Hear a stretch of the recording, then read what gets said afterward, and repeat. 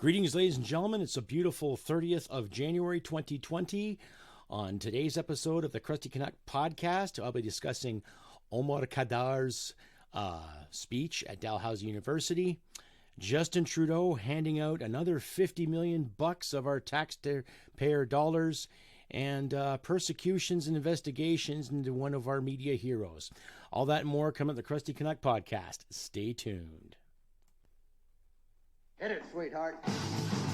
Because I am hard, you will not like me. Aye, sir. There is no racial bigotry here. Here you are all equally worthy. Welcome, ladies and gentlemen, to the Krusty Canuck podcast. I'm your host, Krusty Canuck. And today, as I mentioned, we'll be discussing Omar Khadr's speech at Dalhousie. $50 million going to Mastercard Canada or Mastercard Incorporated, and one of my media heroes, Mr. Ezra Levant, being persecuted by Elections Canada. But we'll start off with Omar Khadr and his infinite wisdom. Yes, he has been in the news numerous times the past 5 years. Mainstream media keep flagging him like he's some kind of victim. Poor kid, sequestered into the terrorist lifestyle by his parents, yada, yada, yada. And, of course, being handed that cool $10.5 million Canadian dollars for his pain and suffering while in Gitmo. Now, I don't care if you're 15 years old. I don't care if you're 25 years old. I don't care if you're 35 years old. You do something stupid, i.e. make bombs, cut off people's hands, and glorify terrorism or warfare in any kind of capacity and get caught doing it, I think you should serve time. Now, of course, he served time and all this stuff, and everything's been whitewashed in regards to his terms of service and what he did and what the Canadian Court of Law said and what his backers have said, and, of course, what beautiful Justin Trudeau and his infinite wisdom has said time and time again. A Canadian is a Canadian is a Canadian. And yet it's okay, regardless of the circumstances you're in, to go ahead and do what he did. Right? We know. Yeah, he was 15 years old under the influence of his parents while living in Canada, going to Afghanistan, fighting for the homeland, yada, yada, yada. We've heard that dogma before. And then being caught doing it, right? In all instances of warfare and everything, you're caught by the enemy you're fighting. You pay your fucking dues. Now, here's a question I'm going to pose. If you're a 15-year-old boy in Canada, a regular Canadian kid, nothing special or fantastic or racist, whatever. You're just an average Canadian kid. Now, let's say you drink a few beers, okay, and you steal someone's car, you go joyriding, and you end up killing somebody. What should happen to that teenage boy? Right? Doesn't matter what influence you come from. Doesn't matter if you come from an abused home. Doesn't matter if you come from an affluent home. You do something. Is there not a sense of what is right and what's wrong? Okay. Now, personally, I would say you punish that child, regardless if his old man was slapping around or his mother was slapping around. That does not justify killing somebody. In some cases in our lives, ladies and gentlemen, we all have to grow up a bit quicker than some, or we all have to do a little bit more than some, okay? Now, the way they dressed this whole thing up about Omar Khadr speaking at Dalhousie University, now I've heard aspects of the left and the right in regards to freedom of speech. Now, I am a believer in freedom of speech. Big time. I don't care what you believe in. And the way the media is making it look like that he's been a victim all of his natural life. All right? And yet every media outlet has praised him. Okay? And I'll be getting to that in a second, but I have an article here from the National Post in regards to that. And I'll be posting more articles at the end of this description, at the end of the video here. So look in the description files and you'll see my references there. But I keep shaking my fucking head because here's a guy who willingly knew what he was doing, regardless of the name of his father, or the name of his mother, or the name of Allah, or the name of whatever religion he believes in, or did believe in, what have you, whatever his nationality is, whether he's Afghan or Pakistani, whatever relations he has, regardless, the man committed a fucking crime. Right? Oh, the hardships he felt in Gitmo. Well, too fucking bad. Right? I'll tell you this right now, if any of our lads are captured by the fucking Taliban or Al-Qaeda, we wouldn't have a cushy go. I'll tell you that much right now. And so don't give me this kumbaya crap about how he's reformed. I don't believe in that reform BS for 1 second. But according to the National Post, Omar Khadr to make his first public appearance as keynote speaker at Dalhousie University event. The event, talk on child soldiers, will happen nearly a year after a judge ruled his 8-year sentence had been fully served. Okay. So, Omar Khadr, the former child soldier whose war crimes convictions made him a political lightning rod for both conservative and liberal governments, is scheduled to be a keynote speaker at Dalhousie University next month. Okay, Khadr, 33 now, is one of the 2 keynote speakers at the event to mark the day of protest against the use of child soldiers hosted by the university and the Romeo Dallaire Child Soldiers Initiative. The other is Ismail Bia, 35, a former Sierra Leone child soldier, and Romeo Dallaire will also speak, along with Shelley Whitman, an academic expert on children in armed conflict. CBC's journalist Nala Ayed will moderate. Go figure. So we have CBC moderating these conversations. Isn't that convenient? Yes, you will say what we want you to say, and that's all there is to it. Jawohl, the CBC is king. Yes. Promotional material says Khadr and B will be highlighting their experience in conflict and why they are passionate about the protection of children. Okay, so Khadr is all of a sudden compassionate about protecting kids. And I guess he fails to realize how many kids were blown up in that country that he fought for. And not so much by Allied bombs, but by Al-Qaeda and Taliban and terrorist bombs alike. Bullshit. The event, which is free with a suggested donation to Dallaire's charity, marks the first public speaking appearance for Khadr since last spring, when a judge ruled his 8-year sentence has been fully served. Soon after, Khadr appeared on the Tout le monde en parle on Radio-Canada talk show. Remember that thing where he was applauded and praised like he was some kind of fucking victim? Yeah. All right. Soon after Khadr appeared, yeah, okay, I read that already. Let's see. Soon Khadr appeared in the Tout le monde talk show. He said he is resigned to never being an ordinary citizen, but he is trying to live a normal life as possible. Okay. Did he not plea with the judges to have contact with his family and plea as the whole victim? Yeah. Okay. Let's see. His case remains hotly contested in the United States. Last week, an appeal court decided not to force the U.S. Court of Military Commission Review to hear Khadr's appeal of his war crimes convictions, which were based on confession he gave to an American military commission in order to escape from an extraterritorial prison camp in Guantanamo Bay, Cuba, and which he since recanted. The court found that there were still unsettled legal issues in separate terrorism appeal, and that it was confident Khadr's appeal would be heard once those issues are resolved. Khadr's father, a notorious Al-Qaeda financier, left Omar, then aged 15, with a group of Islamist militants in Ayub Kale, a village near coast Afghanistan, in 2002, and they were engaged with the U.S. forces that July in a firefight that left U.S. Sergeant Christopher dead. Khadr was wounded and captured and taken in October 2002 to Guantanamo Bay, the U.S. facility captured for Cuba for captured terrorists, where he was held without charge until being declared an enemy combatant in 2005. That's warfare, folks. Hate to burst your bubble. If any lefties are listening, that's how it gets done. Rather than helping him as a Canadian citizen in foreign detention, Canada participated in his interrogation under what the Supreme Court of Canada later called oppressive circumstances. Okay, well, that speaks for itself. A Canadian citizen being caught in a war against one of its allies, what do you expect to fucking happen? All right, so later called the oppressive circumstances, specifically sleep deprivation, in order to make him compliant. Known at Guantanamo Bay as the Frequent Flyer Program, the top court found this behavior was contrary to Canada's international human rights obligations and amounted to a serious breach of Khadr's charter rights. Okay, now the way I look at someone's charter rights, If you willingly go and participate in a dirty fucking war and you fight the allies of said war, i.e., okay, you're a Canadian citizen, you go to a war to fight Americans, what do you expect to happen? Right? He was sentenced to 8 years after pleading guilty in 2010, transferred to Canada in 2012, and bailed in 2015 pending an appeal of his United States Military Commission convictions.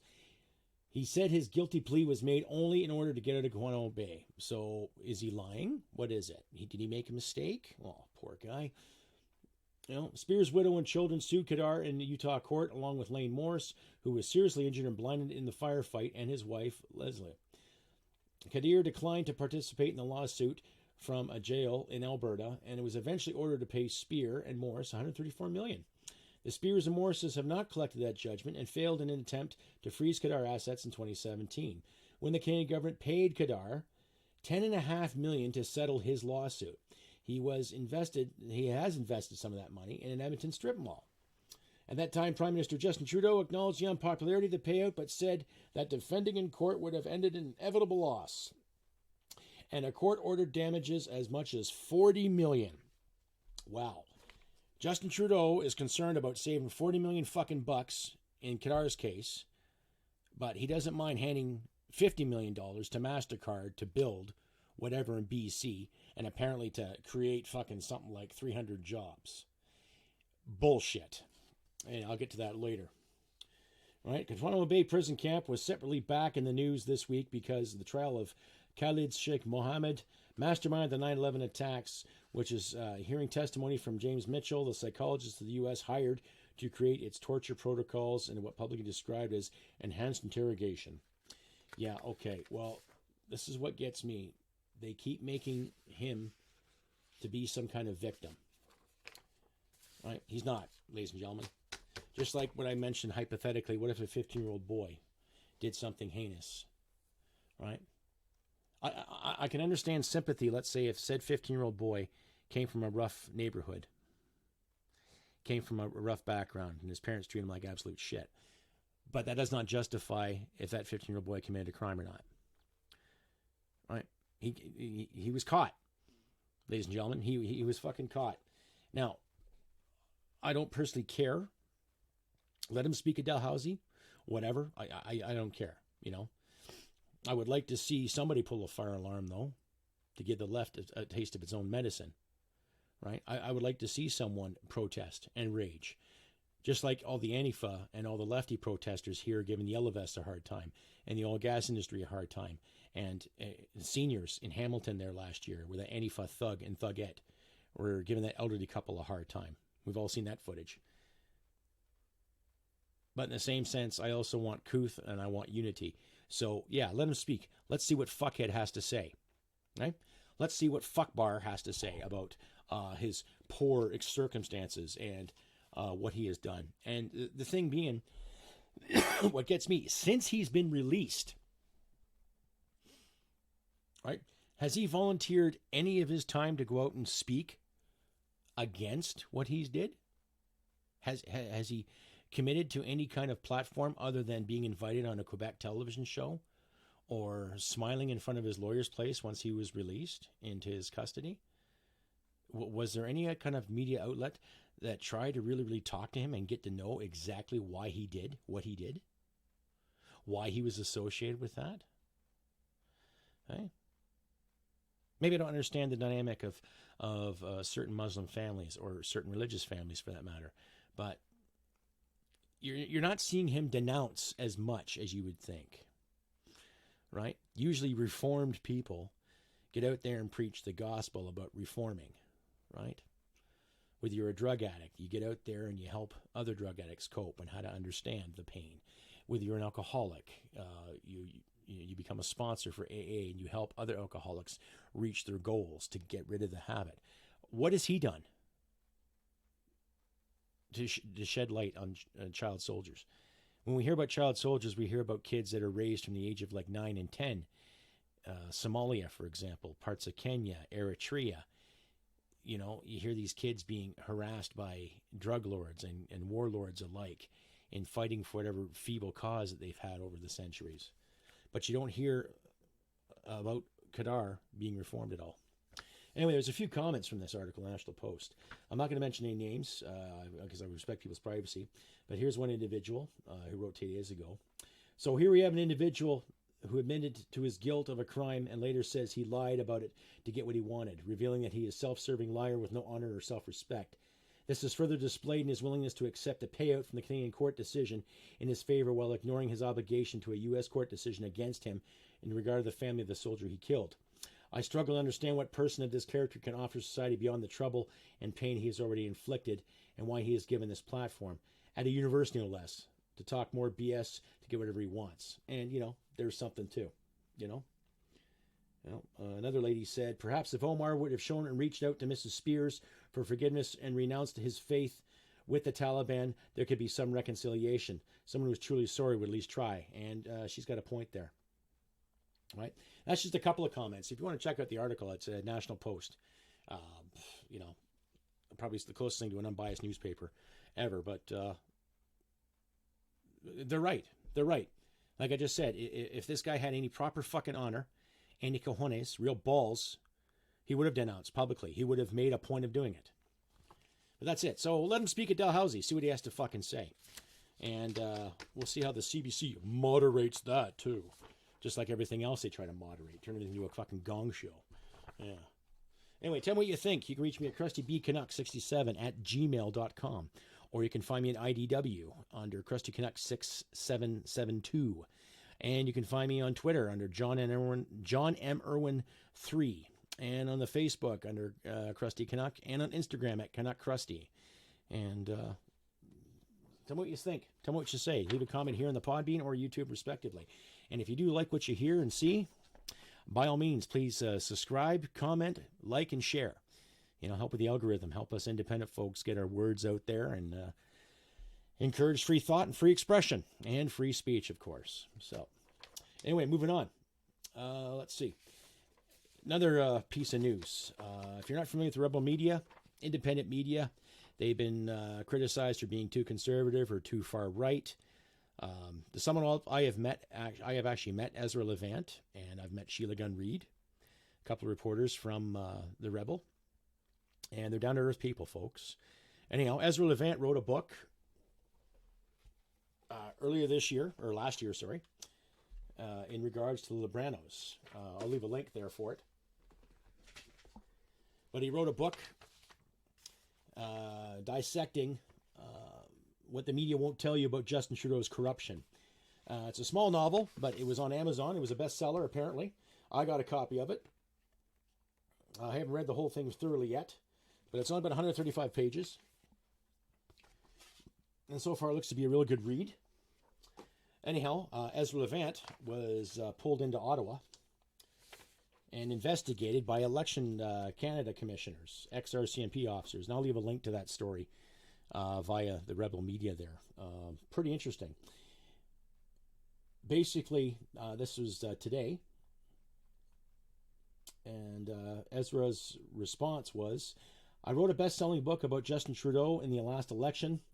After the election, I received a letter by registered mail notifying me that I was being investigated for that book. Trudeau's elections commissioner claimed it was an illegal campaign activity and demanded that I submit to an interrogation. So I went to Elections Canada Ottawa headquarters last week, where I was grilled for an hour by two 30-year veterans of the RCMP, and they refused to rule out a police raid on Rebel News headquarters. Okay, well, Mr. Levant recorded this conversation, and you'll be able to see it on Rebel Media, rebelnews.ca there. I'll leave a link to it. It's interesting, because I watched part of that clip, and it's kind of scary, folks, when you think about it.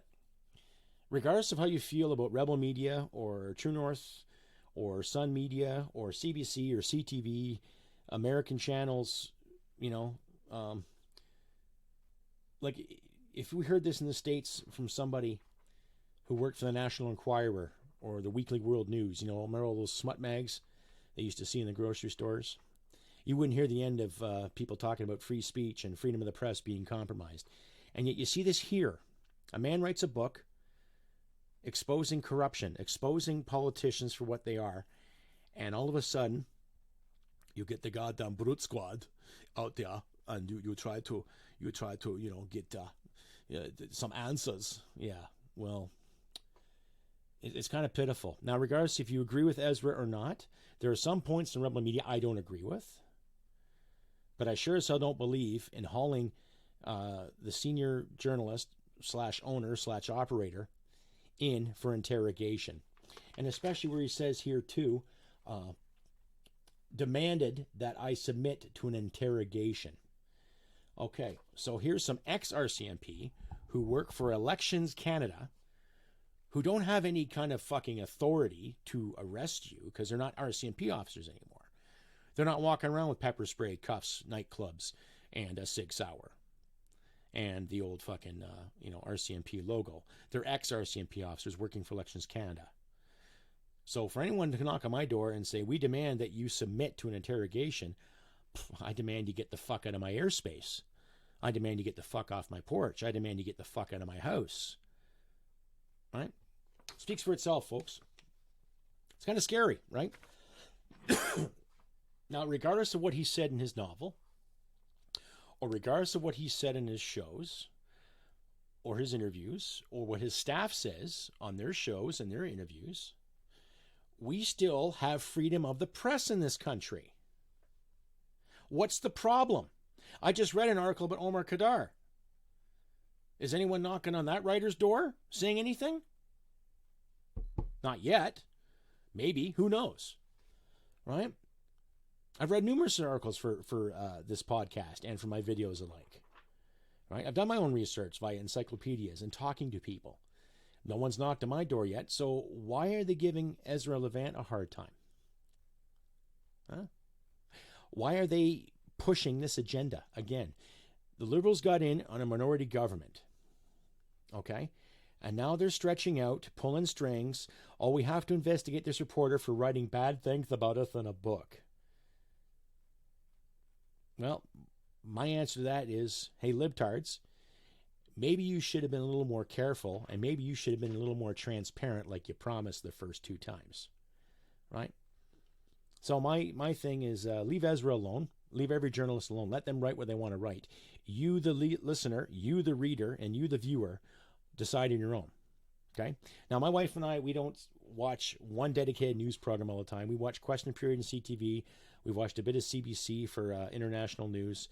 And both of us are guilty of looking at other sources as well, too. I myself, I look at the above mentioned. I also look at Daniel Boardman. I look at Rebel. I look at True North News. I look at what Brian Lidley has to say in The Sun. Various articles, various fucking articles, various formats to formulate my own decision.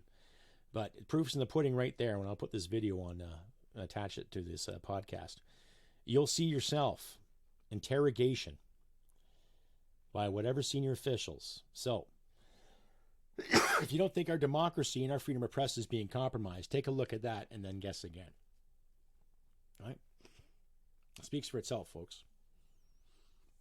It's a goddamn shame. It's scary. But the more we have to fight, the more we have to fight. Anyway, tell me what you think. You can reach me at krustybcanuck67@gmail.com or on the Facebook at Krusty Canuck, Instagram at Canuck Krusty, on IDW under Krusty Canuck 6772. Reach me here on the Podbean, leave a comment. You can on YouTube as well, leave some comments. Don't forget to comment, like, share, and subscribe. Thank you once again to my new subscribers. I see my list is getting bigger as we speak every day. Thank you very much. Big thanks out to my European fans out there and to my American listeners. Thank you once again. And if you feel like donating, please do. I'll leave links to where you can donate to me. Donate to me. Subscribestar, PayPal, Patreon, and the Podbean Patreon page. If you give, let's say, $5 to $10 a month, a committed donation of that, you will get a free T-shirt from my Teespring line. Please, if you feel like donating, please do. I do give some of it to charity, 30% of every donation and sale. goes to the Veterans Association Food Bank in Calgary. They provide good meals, good food, incentive, employment opportunities, and they help those less fortunate veterans in need, i.e. disabled veterans get help with wheelchair access ways. They get their snow shoveled. Veterans Association Food Bank, they help the troops out quite a bit, ex-vets and ex-heroes likewise. So I try to give 30% to them. And I also have a new bunch of t-shirts and clothing available I designed yesterday. So check that out in teespring.com under Krusty Canuck merchandise. I even added some more wardrobe for the ladies out there. There are tank tops and there's leggings, and I've even got some fancy schmancy socks. Yes, that's right. I made socks just to make fun of Justin Trudeau and his sock puppets and his sock parades. What the hell? If he can do it, I can do it too. Anyway, check it out by all means. And sure, buy something. Anyhow, moving on with that digression there and sales pitch. So it's just brought to my attention too that yesterday, apparently Justin has given Mastercard $50 million, or was it something like $49.6 million? Now, I don't know the whole story, but Andrew Scheer has said something about it, and the Conservatives have said something about it, so I'll leave a link to that broadcast there to what they said. And again, like my last episode talking about corporate welfare, you know, there's no money to look after necessities in this country, but the minority government is still handing out money left and right. Right? And of course, Justin, in his infinite wisdom, says, oh, we're trying to create jobs and trying to help the people who want to become middle class get there. The same old fucking regurgitated rhetoric over and over and over again. I'm surprised there isn't enough Canadians out there literally throwing stones at Parliament right now, because the amount of money this man has given away to people, right? $50 million. And apparently it's to create something like 300 jobs, apparently. So it's going to cost the federal government $50 million to create 300 jobs. And not in Alberta, mind you. This is in BC. So why does Mastercard need $50 million to build anything? Are they not one of the richest credit conglomerates next to American Express and Visa? Aren't they part of the top three? But, you know, of course, Justin's buddies with it. And we all know George Soros are buddies with MasterCard, too. So that speaks for itself. So you chalk it up to what you want. Another globalist agenda. Another bullshit story. But in the same sense, you know, we have leadership in this country that's still promoting corporate welfare. You know? Yep, we're going to charge you a tax and we're going to keep giving money away. So to the morons out there, now I don't hate yous, the people that voted for this guy. I don't believe in hating people who voted for an individual, right? But to the clowns that voted the Liberals in, guess what? You're going to suffer too. Well, every time the Liberal Party says something about fossil fuels that tries to guilt the public, think who voted them in. Every time the Liberals say something about corporate welfare and, oh, we don't have money for this or money for that, think of the people that voted them in, right?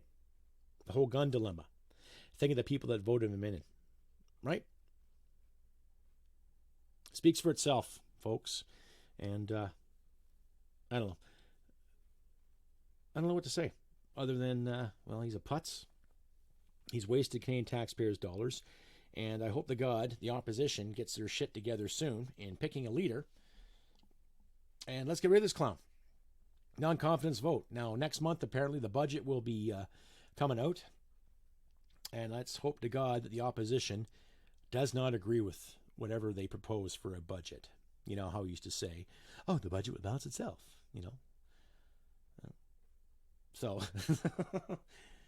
I don't know. You tell me. Tell me what you think. You know?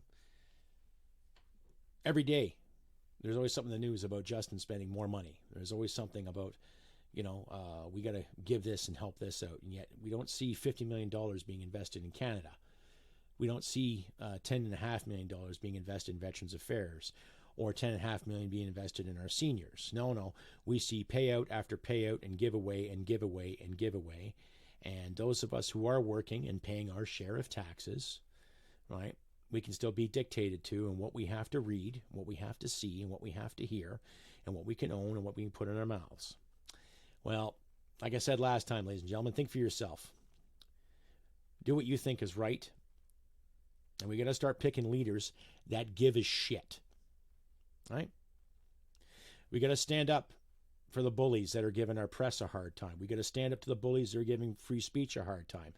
On both sides of the fence, ladies and gentlemen, not just on the left or just on the right, but all free speech. Freedom of press is paramount. Freedom of speech is paramount. Freedom of expression is paramount. I don't care if Dave one day turns around and turns into Diana. Knock yourself out, Dave or Diana. Go for it. But as I've mentioned before, don't try to tell me that the sun is the moon, the moon's the sun to further a narrative. Right? Personal responsibility, personal accountability out there. We're all guilty of it. We all have to take responsibility for ourselves and our shit. But if we're going to be electing people to run this country, let's start electing people that want to be Canada.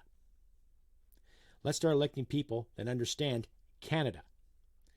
Not just Quebec, not just Ontario, not just a few people on the East Coast, Canada as a whole. Okay? The Liberals have proven themselves worthy time and time again in regards to looking after Ontario's affairs and Quebec's affairs and a handful of groups on the East Coast.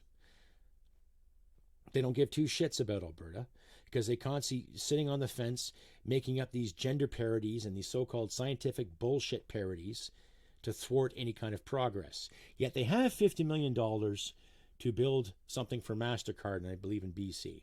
Anyway, I'll leave a link for that in the description here. Mr. Scheer was quite vocal about it in Parliament. Anyway, you decide.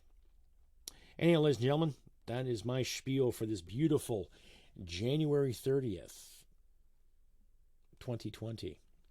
And, keep yourselves warm, all that good stuff. I'll say again, please consider purchasing some of my newer products or my older products from Teespring, and please consider donating.